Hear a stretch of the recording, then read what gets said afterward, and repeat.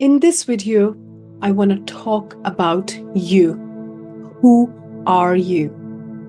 We spend a lot of our lives, a significant chunk of our lives, studying other people, other theories, other concepts, other subjects. But the magical question where all the answers lies, where your dreams, your wildest dreams, your desires have all the answers, is in the question, who are you? Who you really are. When you go within and study you, understand you better, get to know yourself better, you can become a match for anything that you desire. So, what you want to understand about yourself is that you are a spiritual being, a limitless being having a human experience. You are a spirit which is always ascending, because spirit always ascend and seeks fuller expression. That's why you want to, if you're walking, you want to walk faster. If you write, you want to write better. If you're talking, you want to talk better. Whatever you do, you want to constantly get better at it. You want to be more, you want to do more, you want to have more. And better is a beautiful word of constant growth and evolution. And you are operating on 3 dimensions. Spiritual dimension, where you are evenly present at all places at all times.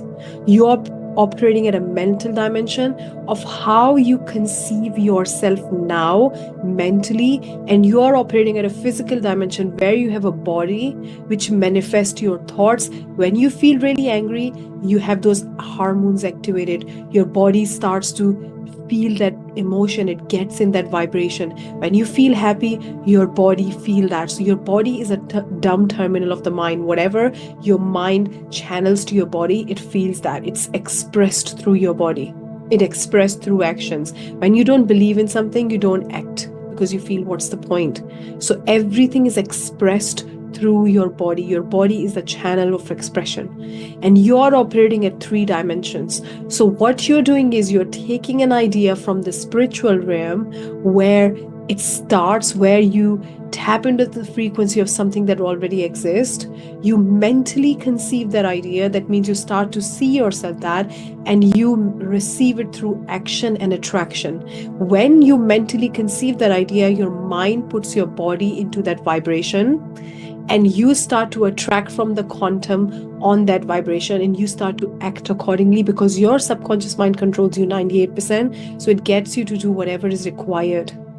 Now, what you want to understand about you, which is the most beautiful part about you, is that you can manifest anything. Whatever you can see it in your mind, you can hold in your hand. Napoleon Hill. You can manifest anything. That's what Napoleon Hill said.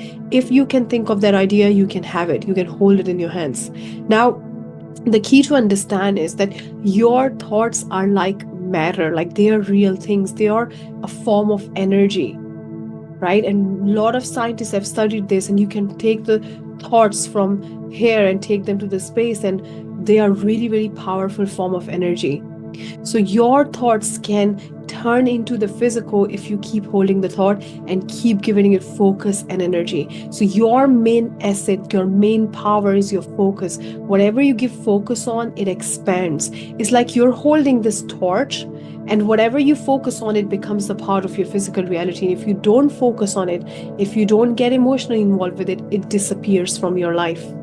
So you are created as the highest form of creation, and you are created in the image of God or universe, because you have those powers, those co-creative power, that you can take any idea and get emotionally involved with it without even knowing how to do it, and then you become one with it, and it comes through you. You become that divine channel. So your mind is a divine channel, is of operations of spirit operating through you. Spirit is constantly operating through you, and you are a channel for those big advancements and big things, and people praying for a better solution, a better life. You are the channel. So when you start to really see who you are, when you start to really accept how powerful you are, accept that whatever you desire is possible, it's already here, and accept that you have that co-creative power, that you can manipulate energy and you can bring the things from your mind into physical, you start to uncover your truth, the truth of your existence.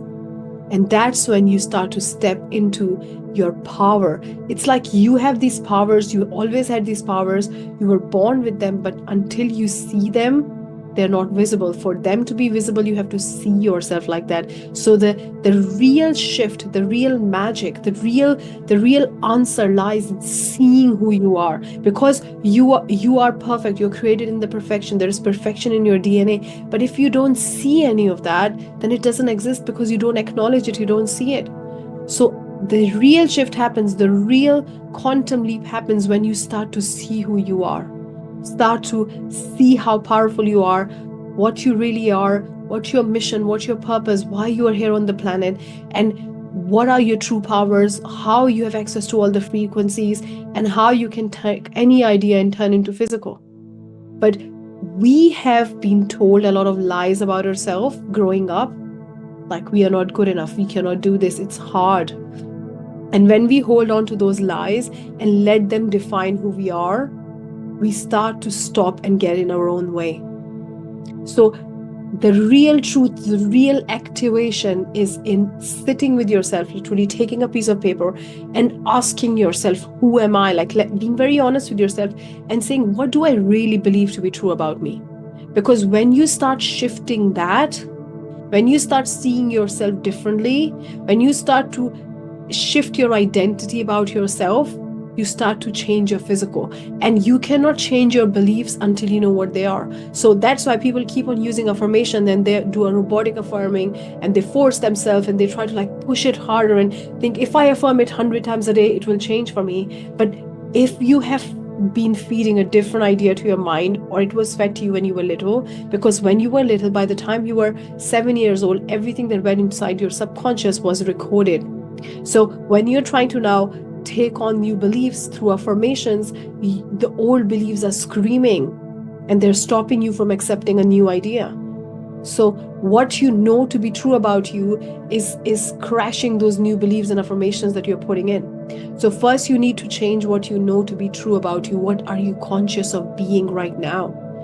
And when you start to expand into your being, start to really see who you are, your power, that's when you tap into your truest self. That's when any strategy you try, anything you try works, because it's not about the how, it's about who you become.